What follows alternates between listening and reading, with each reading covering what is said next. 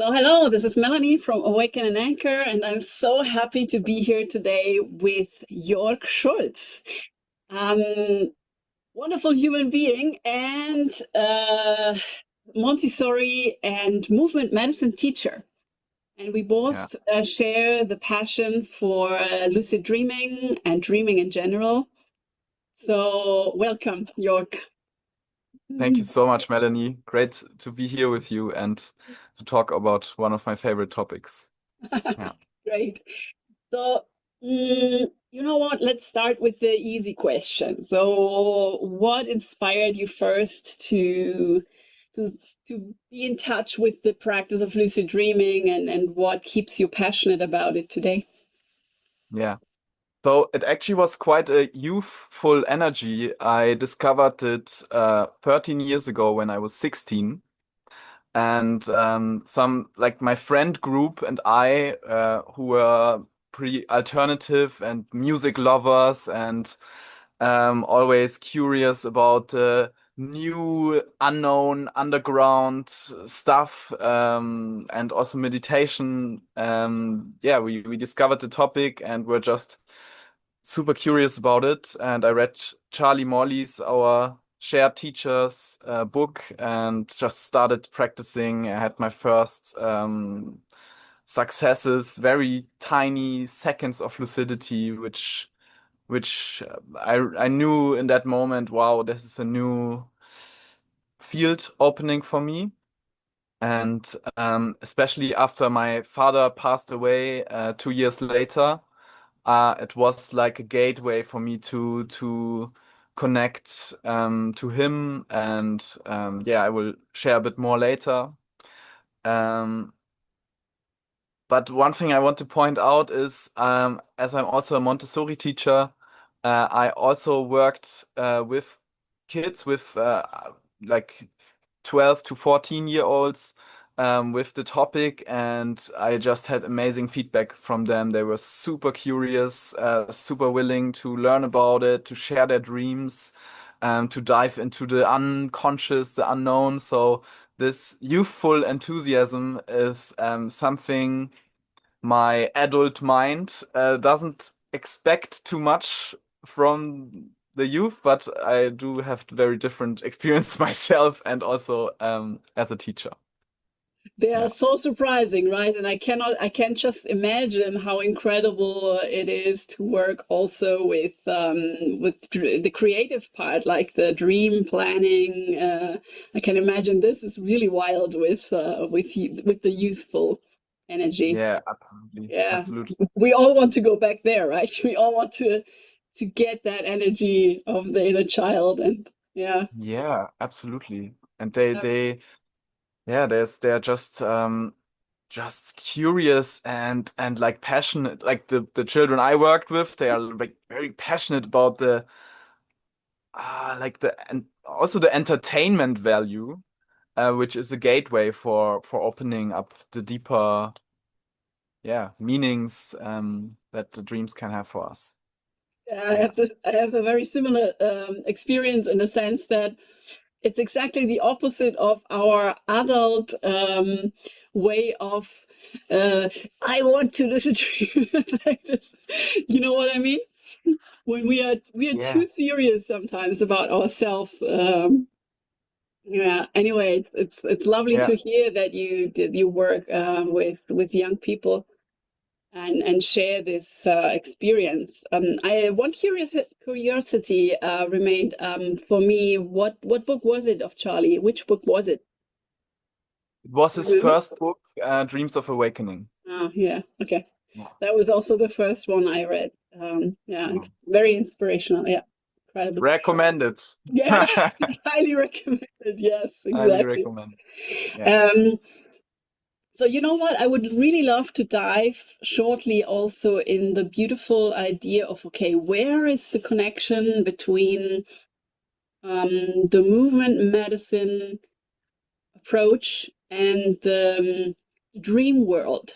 Yeah. Um, I have to say, I had the amazing pleasure to be part of your course, and it's very powerful how it connects also to the unconscious, right? The movement and opening up gates. So please, you. You name it, you name it. Yeah. So just a quick explainer of what movement medicine is or looks like. It's like a dance meditation practice where you really enhance your awareness of your body and of your inner impulse, or awaken a capacity we call the inner dancer, and yeah, find strength, resource, dream space in this dance meditations and shared dance experiences. Beautiful practice. I love it as well. And yeah, it's really it's connected to lucid dreaming in a lot of ways. At first, this notion of bringing awareness to inner landscapes, to your imagination being moving, embodied in your imagination, dancing with what is moving you right now. In a lucid dream, we are embodied in a way, like in our dream body, also moving with our unconscious, symbolic soul. So that's like a big connection. You could refer to it as a lucid dream in the waking state, like a lucid dance or something. Um, Great new word. But what I really wanna point out is just what you said. We have an amazing pool of intelligence inside us that we are not aware of, that we call the unconscious. Like this is like a topic of science, inner science for millennia, and also like of Western science for 100 years or something. That there's such a grand self outside of what we think that is ourself. And through the dance, we can connect to this intelligence of the body, or through the body, for example. And this is just another way to be in communication with, yeah, with the mystery of life. And the same is virtually like possible through lucid dreaming, like to be in direct communication with something greater than you that is also you. Yeah. And that's so magical to me and so inspiring and yeah, curious, you know. And Love that. you know what? It just Yeah, hits me while you're speaking yeah, that the name I created, Awaken and Anchor, is exactly what I intended. So the part that is anchored in the body. You see the two parts, the yeah, open awakening and then also the anchoring into yeah, the, yeah. absolutely. Yeah. That's a beautiful It's approach to this. it's funny that sometimes, these synchronicities happen. That when we speak, we Yeah. then understand where we came from ourselves. Yeah. Um, Hmm. would you be so kind and share a part, if you like, part or a specific lucid dream that was impactful for you? Yeah. So, like the most direct impact for lucid dream I experienced in my life was encounter with my inner child, actually. Oh, Yeah, we're staying with the topic.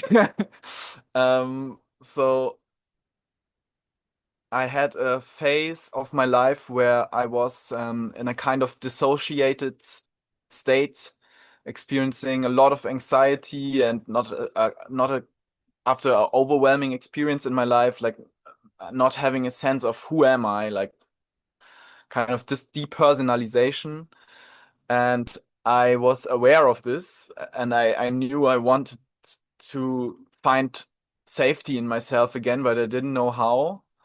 And my therapist encouraged me to take some time for myself, and I decided to use this time that I took with meditation and lucid dreaming practice to find back on the ground of feeling safe in my body, feeling safe in my personality, or knowing what I want, knowing who I am.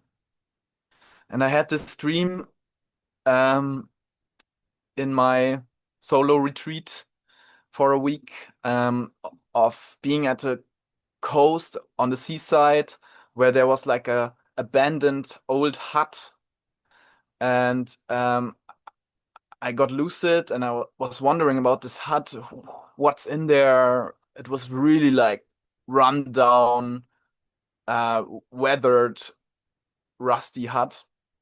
I was knocking and I heard a kid's voice, and I could open the door and I saw a child um which saw me in the moment, and I had this realization, wow, this is me. This is a big part of me. And I had the privilege to give him a hug, which dissolved in an incredible experience of lightness and light. And I woke up from the dream, and it was the first time since a couple of months this morning that I felt safe again. I was like, oh my God, something really dissolved, something really lifted from my shoulders, from my body, in this moment of yeah, getting in touch with this part of me that I lost after like overwhelming experience I don't want to share right now here. Oh, sure, sure. Yeah. Wow, thank you so much for sharing this. It's very touching, Yeah. because the idea of integrating, no, most probably one of the most important parts of ourselves, is so wonderful. Um, Yeah. in fact, you have already answered with your question, with your what you just said, the next question, but still, maybe you still want to touch on it slightly. Um, so how is your experience in lucid dreaming for integrating parts of ourselves? Because it may be there are other parts. Absolutely. Yeah.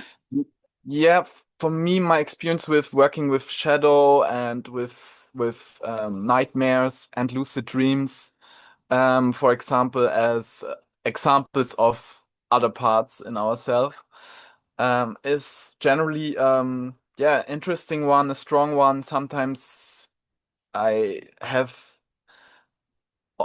similar intense experience that but I cannot like really, I don't really know what happened. You know, I have encounter with a representative from my unconscious, which is apparently not integrated as it's frightening me, or as it seems bigger than me or something like that. And in these encounters, I practice, for example, hugging them or talking to them, or yeah, being in a relationship. Um, I sometimes have a body feeling that, wow, something good is happening here, but not always that I really know what. You know, Sure, sure. maybe it's just a good movie, yeah, but Yeah, I don't know. It doesn't matter. yeah, It's a exactly.